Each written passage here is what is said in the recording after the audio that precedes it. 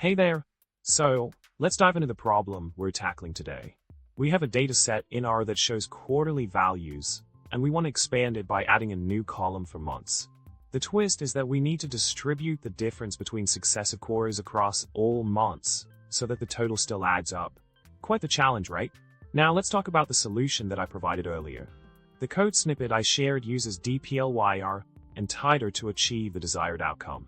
It cleverly assigns 13 of the quarter's value to each month, ensuring that the total value for the quarter remains unchanged.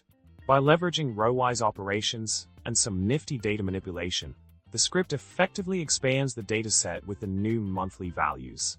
The resulting table beautifully showcases the distributed values across the months, maintaining the integrity of the original dataset.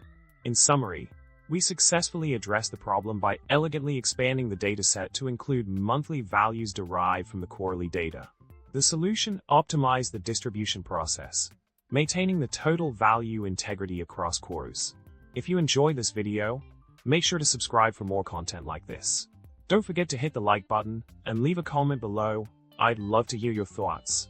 See you in the next one.